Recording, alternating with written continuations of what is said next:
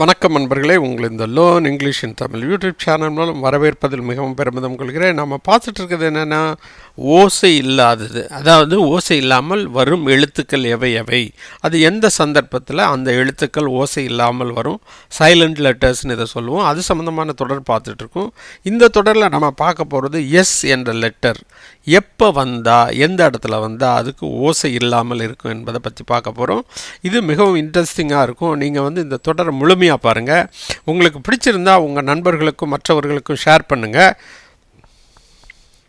இப்போ பார்த்தீங்கன்னா, எப்போ சார் வரும், எப்போ அந்த சைலண்ட் லெட்டர் வரும், எப்போ வரும் அப்படிங்கிற கேள்விக்கு பதில் என்னென்னா, அந்த ஐ என்ற எழுத்து வந்திருக்கணும். ஐக்கு அடுத்து அந்த எஸ் என்ற எழுத்து எப்பப்பெல்லாம் வருதோ அப்போ அந்த எஸ்ஸுக்கு உச்சரிப்பு இல்லை. எந்த இடத்துல ஐக்கு அப்புறம் வந்தால் எஸ்ஸுக்கு உச்சரிப்பு இல்லை. சரிதா? இப்போ ஒரு உதாரணத்தை பார்த்தா உங்களுக்கு ஈஸியாக புரியும். பொதுவாக நமக்கு ஏபிசிடி எப்படி மேப் பண்ணியிருக்கோங்கிற இந்த டேபிளில் கொடுத்துருக்கோம். இதில் பாருங்கள், ஐக்கு என்ன போட்டிருக்கோம், ஏஐ அல்லது ஐ போட்டிருக்கோம். ஐக்கு ஏஐங்கிற எழுத்தும் வரும், ஐயும் வரும். சரியா? இப்போ நம்ம தொடருக்கு போகலாம். இப்போ எப்போ வரும், இப்போ இந்த இதில் பாருங்கள், ஐஎஸ்எல்ஏஎன்டி ஃபஸ்ட் எழுத்து என்ன, ஐ. செகண்ட் எழுத்து எஸ் இருக்குது. ரைட்டா? ஐங்கிறது என்ன எழுத்து, உயிரெழுத்து. ஏஇஐஓயு, ஐங்கிறது உயிரெழுத்து. ஐயாகவும் வரும், ஈயாகவும் வரும். ரைட்டா? எஸ்ஸுங்கிறது தனியாக இருக்கிறதுனால அது என்ன எழுத்து, ஒரு மெய் எழுத்து. எல்ஏ உயிர்மெய் எழுத்து, என் மெய் எழுத்து, டி மெய் எழுத்து. புள்ளி வைத்த எழுத்துக்கள், மெய் எழுத்துனா புள்ளி வைத்த எழுத்துக்கள். இந்த இடத்துல எஸ்ஸுக்கு உச்சரிப்பு இருக்காது. ஏன்னா ஐக்கு அப்புறம் எஸ் வர்றதுனால உச்சரிப்பு இல்லை, கண்டிப்பாக இல்லை. அப்போ ஐக்கு ஐ தான். அடுத்து என்ன பண்ணலாம், எல்ஏக்கு இல் ப்ளஸ் ஏ லே, என்னுக்கு இன், டிக்கு இட். எப்படி வருது, ஐலேண்ட். எப்படி, ஐலேண்ட். இஸ்லாண்ட் இல்லை, ஐஸ்லாண்ட் இல்லை. ரைட்டா? ஐஸ்லாண்டு இல்லை, இஸ்லாண்டு இல்லை. எப்படி சொல்லணும், ஐலேண்டு. பிகாஸ் அந்த எஸ்ஸுக்கு உச்சரிப்பு கிடையாது. ஐக்கு அப்புறம் வர்ற எஸ்ஸுக்கு உச்சரிப்பு கிடையாது. அதனால் இது என்ன ஆகிடுது, ஐலேண்ட் ஆகிடுது. ஐலேண்ட்னா என்ன சார் அர்த்தம், தீவு. ரைட்டா? 4 பக்கம் கடல் இருக்கிற ஒரு பகுதி என்ன சொல்லுவோம், தீவு. அந்த தீவுகளுக்கு ஐலேண்ட், ஐலேண்ட்ஸ் அப்படின்னு சொல்லுவோம். ரைட்டா? குரூப் ஆஃப் ஐலாண்டுக்கு என்ன சொல்லுவோம், ஆர்ச்சிபெலகோ அப்படின்னு சொல்லுவோம். ரைட்டா? இது ஒரு வார்த்தை. ரைட்டா? அடுத்து ஒரு உதாரணத்தையும் பார்த்துடலாம், உங்களுக்கு ஈஸியாக புரியும். இப்போ பாருங்கள், ஏக்கு அப்புறம் ஐஎஸ்எல்இ. இந்த இடத்துல ஐக்கு அப்புறம் என்ன வருது, எஸ் வந்திருக்கு. இந்த இடத்துல உச்சரிப்பு வருமா, வராதுங்க. அப்போ ஏஐக்கு என்ன வார்த்தை சொன்னேன், நான் ஐன்னு சொன்னேன். மிச்சம் இருக்கிறது என்ன இருக்குது, எல் இருக்குது, ஈக்கு. ஈக்கு என்ன உச்சரிப்பு இருக்கா, இல்லை. அப்போ எல்லுங்கிறது என்னது, மெய் எழுத்து. ஏஐங்கிறது ஒரே எழுத்து, ஐ என்ற எழுத்து, அது ஒரு உயிரெழுத்து. எஸ்ஸுக்கு உச்சரிப்பு கிடையாது. எல்லுங்கிற மெய் எழுத்தாக இருக்குது, இவ்வளோதான். எப்படி உச்சரிப்பு வருது, ஏஐக்கு ஐ, எல்லுக்கு இல். எப்படி வருது பாருங்கள், எப்படி வருது, ஏஐக்கு ஐன்னு சொல்கிறோம், எல்லுக்கு இல், அவ்வளோதாங்க. எப்படி வருது, ஐல். ஸ்பெல்லிங்கை பாருங்கள், உச்சரிப்பை பாருங்கள், ஐல். ஏஐக்கு ஐ, எஸ்ஸுக்கு உச்சரிப்பு கிடையாது, ஈக்கும் உச்சரிப்பு கிடையாது. ஆக எல் மட்டும் இருக்குது. எல் புள்ளி வச்ச எழுத்து, அது இல்லா மாறிடுது, ஐல்.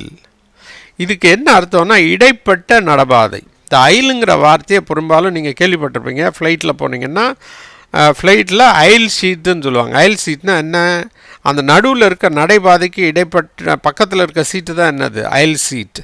அப்போ இந்த ஐல்னா என்ன அப்படின்னா, ஒரு 2 பில்டிங் இருக்குது, ஒட்டி 2 பில்டிங் இருக்குது. அந்த சந்து இருக்குது பாருங்கள், அதை தான் ஐல்னு சொல்கிறாங்க.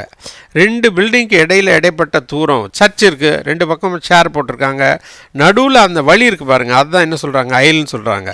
இதில் எது சார் ஐல், அந்த ஷீட்டுக்கு நடுவில் ஒரு சின்ன பாதை இருக்குது பாருங்கள் நடக்கிறதுக்கு, அதுதான் ஐல், இடைப்பட்ட நடைபாதை.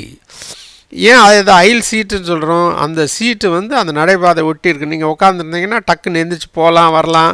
ஒரு சிலருக்கு இந்த சீட் ரொம்ப பிடிக்கும். ரைட்டா? இதை தான் ஐல் சீட்டுன்னு சொல்லுவாங்க, ஐல்.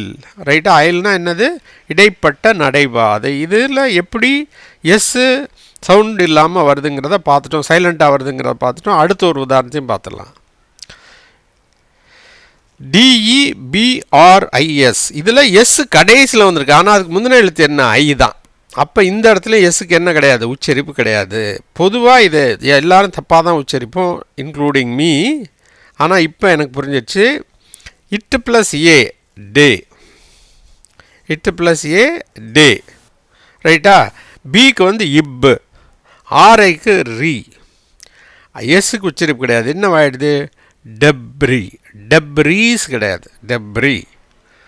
எஸ்ஸுக்கு உச்சரிப்பு கிடையாது, அதனால் இது என்னது? டெப்ரி அப்படிங்கிற ஓசையில் உச்சரிப்பில் வருது. இப்போ எஸ்ஸுக்கு உச்சரிப்பு இல்லாதனால இதுக்கு என்ன அர்த்தம்? குப்பை. இப்போ ஒரு குப்பை கிடக்கு, அதை குப்பைன்னு சொல்லுவோம். இப்போ ஒரு தோட்டத்துலேருந்து இலைத்தலைகள்லாம் குமிஞ்சு கிடக்கு, அதையும் டெப்ரிஸ்ன்னு தான் சொல்லுவோம். இப்போ ஒரு கட்டடை இடிஞ்சு அங்கே உள்ள மரங்களெல்லாம் ஒரு இடத்துல அள்ளி போட்டிருக்காங்க, அதையும் என்ன சொல்லுவோம்? டெப்ரிஸ்ன்னு தான் சொல்லுவோம், ரைட்டா? கார்பேஜ் கிடையாது, டெப்ரிஸுங்கிறதுக்கும் கொஞ்சம் டிஃப்ரெண்ட் இருக்குது, அவ்வளோதான் வித்தியாசம்.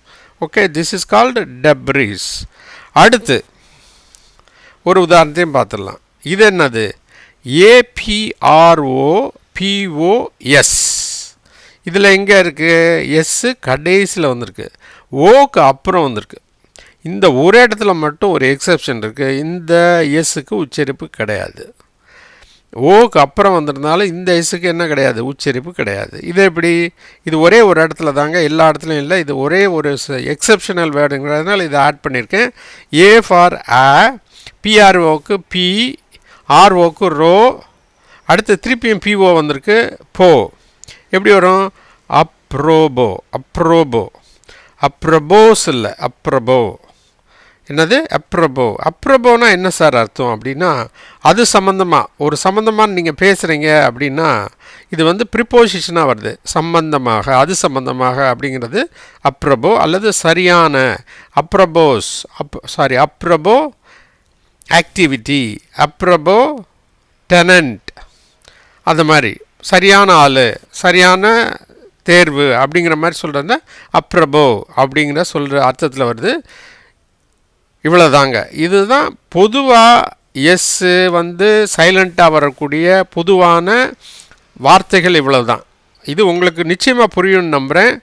மேலும் இந்த சேனலை பார்த்து கொண்டிருக்க அனைத்து அன்பர்களுக்கும், உங்கள் வீட்டு பக்கத்தில் தமிழ் வழியில் படிக்கும் மாணவ மாணவிகள், கல்லூரி அன்பர்கள், ஆங்கிலத்தை எழுத படிக்க விரும்பும் தமிழ் அன்பர்கள் இருந்தால் இந்த சேனலை பற்றி எடுத்து சொல்லுங்கள். இந்த சேனலை நீங்கள் சப்ஸ்கிரைப் பண்ணலைன்னா ப்ளீஸ் சப்ஸ்கிரைப் பண்ணுங்கள்.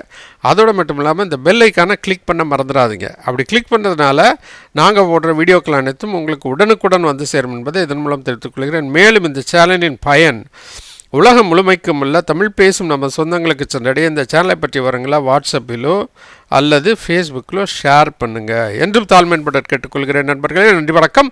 மீண்டும் சந்திப்போம் அடுத்த ஒரு புதிய தொடரில்.